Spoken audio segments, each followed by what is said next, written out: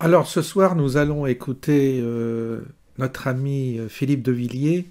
Euh, bon, c'est sur un ton assez sarcastique qu'il évoque l'histoire de Crépol où il y a eu les fameux gars de l'ultra-droite, là, le fameux gros lardon qui a été, euh, qui a été poursuivi. Je ne sais pas s'ils ont été, certains ont été, sont encore en prison certainement. Enfin là, pas de pitié pour ces malheureux qui sont allés manifester à Romans parce que Thomas a été victime d'un meurtre de la part de racailles issus de l'immigration, dont le meurtrier n'a toujours pas été identifié ni retrouvé en tous les cas par la justice.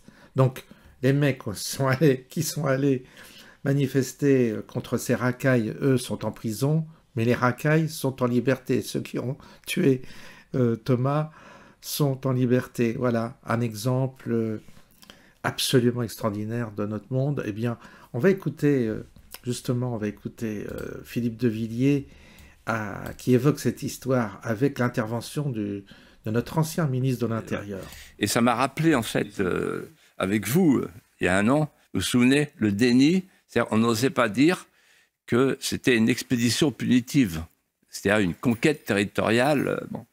Ensuite, on n'osait pas dire qu'on avait entendu sur les bandes, nous on l'a entendu, on va frapper des blancs, on va planter du blanc. Donc en fait, c'est du racisme anti-blanc. Et pendant ce temps-là, on entendait Darmanin qui expliquait, oh là là, il y a un truc très grave, il y a une manifestation à Romans de l'ultra-droite, ils sont 30. Et puis il y a aussi les réactions, vous avez parfaitement raison, de milices, d'extrême droite en l'occurrence, qu'il faut absolument condamner. Et c'est pour ça que j'ai été extrêmement ferme avec les policiers et les gendarmes pour qu'ils puissent interpeller. Ça a été le cas à Romans-sur-Isère où 2 unités de force mobile avaient été mobilisées, des CRS, qui ont pu interpeller des militants d'extrême droite et qui ont été condamnés à des peines importantes. Et je pense que c'est important parce que la France a évité un scénario à l'irlandaise. La France, parce qu'elle a été ferme, a évité un scénario de petite guerre civile. Et je pense qu'il Ils faut étaient rappeler, connus des services de police. pour une partie d'entre eux, parler des militants Ouais. d'extrême droite, pour une partie d'entre eux, hier encore à Lyon, 9 interpellations ont eu lieu à ma demande par la préfète. Et je ne laisserai aucune milice, qu'elle soit d'extrême droite ou de n'importe quel courant radical, faire la loi à la place des procureurs de la République et des policiers et des gendarmes. De l'ultra-droite, la fachosphère, et on a appris le lendemain que le chef de la manif s'appelait Gros Lardon.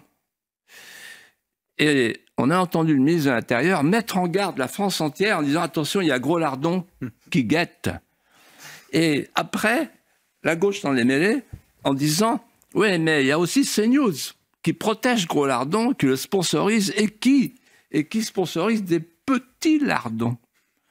Donc la France est envahie par des petits lardons. La France a peur de gros lardons. Voilà ce que disait le ministre de l'Intérieur. Non, il se fout de notre gueule. Voilà. Donc, la culture du déni, ça suffit. Les spectateurs anglais, Mathéo, Kevin, il n'y a pas de lien entre les émeutes et l'immigration, etc. Voilà. Il faut que, moi c'est ce que j'attends du gouvernement, enfin, qu'on dise les choses. Bon, il est clair que avec ce gouvernement, il n'y aura pas de changement. On se fait aucune illusion. Mais c'est bien qu'il ait pointé cette affaire, qu'il ait rappelé cette affaire de Crépol, qui est un véritable scandale. Et cette histoire de... Alors là, il y a de la place dans les prisons pour incarcérer des gens soi-disant d'ultra-droite. Enfin, ça me fait bien rire quand on parle de ces personnes, jeunes personnes qui sont dangereux pour la République, alors que vous avez une masse de racailles qui, tous les jours, fait des refus d'obtempérer.